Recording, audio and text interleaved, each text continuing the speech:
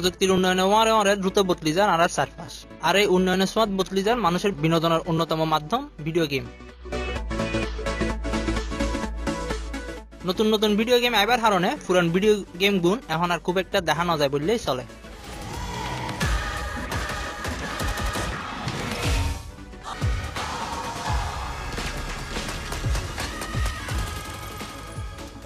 বর্তমান সময়ত গেম নখেলে এন্ডিকা মানুষ খুঁজিবন খুব কঠিন। কেউ গেম খেলে মোবাইলত, কেউ বা কম্পিউটারত। আর যারা তো এই দুয়োর মাঝে উগ্র নয় তারা যায় গেমসত দোয়ানত।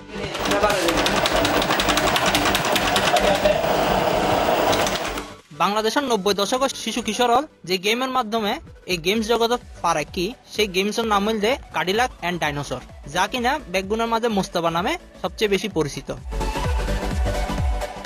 তবে মোস্তফা ছাড়াও double dragon, king of fighter, metal slug, Prince of Persia গেমগুলো সমানভাবে জনপ্রিয় আছিল।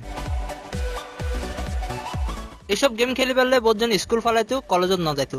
আবার বোধজন হয়তো বন্ধুর খেলা চাই পেলাই, কেউ বাইতো সময় হাঁটাই পেলাই। একটা আদি মোস্তফার পুরো গেম হনে শেষ গই পারিব। কিং অফ ফাইটার বা ডাবল ড্রাগনত হনে হত হারাম ফিরিত পারিব, হত বিট বাই তুলিত পারিব।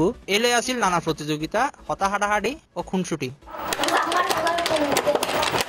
গাড়ি ভাড়া দিয়ে 20 টিয়া গেলাম, 2 টিয়া দিয়ে গেলাম, 2 টিয়া দিয়ে এলাম 4 টিয়া, বাকি 16 টিয়া তো গেমস দানত। হ্যাঁ মান্য হয়, তবে প্রচুর গালাগালি অন্য বিট বাই ফাল্লার। আর যদি তার লগে খেলে তাহলে ওই যে 500 পর্যন্ত করে চাইছিলাম।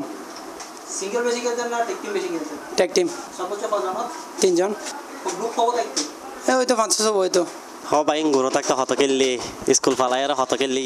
দিনে অন্তত একবার গেম খেলি বেললে বোঝজনে আবার বাপের পকেট মারতু, কেউ বা স্কুলের টিফিনের টিয়া বাঁচায় রাখতু। আবার কেউ রে বাজার ফাটাইলে 2-1 টিয়া 19-20 গড়ি হলেও পকেটের মধ্যে টিয়া জমা রাখি দিত। এই গেমসের দোকানত গেমস খেলি বেললে বোঝজনে আবার মা বাপের ফিডাও হাই। তারপরেও দিনে অন্তত একবার হইলেও গেমসের দোকানত আইন ফরিব। আগে তো সর্বস্তরের ফল আসতো, মানে স্টুডেন্ট থেকে শুরু করে সর্বস্তরের ব্যবসা বাণিজ্য কর্মস্থলত যারা আছে এরা কিছুক্ষণ দূরে যাইতো। স্কুল কলেজের ফল স্কুল ছুটি হইলে এই টিফিন ছুটি 2টার সময় বা স্কুল ছুটির পরে 4টা, 4:30, 5টার দিকে এভাবে এর আধা ঘন্টা 40 মিনিট খেলে চলে যায়।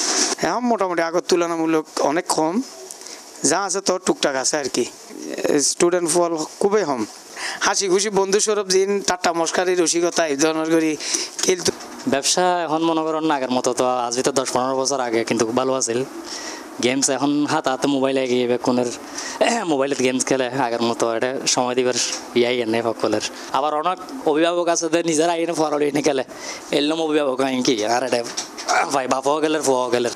মোটামুটি মনে করেন আর হনবত চলনের হালর বিবর্তনত ভিডিও গেমস জগতত বহুত পরিবর্তন ঘটতি। ইয়া নোয়ারে যুক্ত অত্যাধুনিক গেমিং পিসি ও স্মার্টফোন, যার ফলে এই সকল গেমসের দোকানের মধ্যে এখন আর আগের দিলে ফোয়াশারে হয়তো দেখা না যায় বললেই চলে। এখন গেমস ওই মোবাইলতেই আছে, মোবাইলত জিন চলে ইনকেলি, আর এনে টুকটাক জিন পিসে চলে ইনকেলি।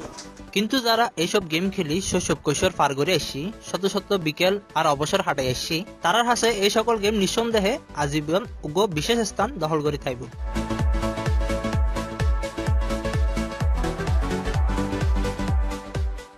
Prince Talukdar, C+ TV।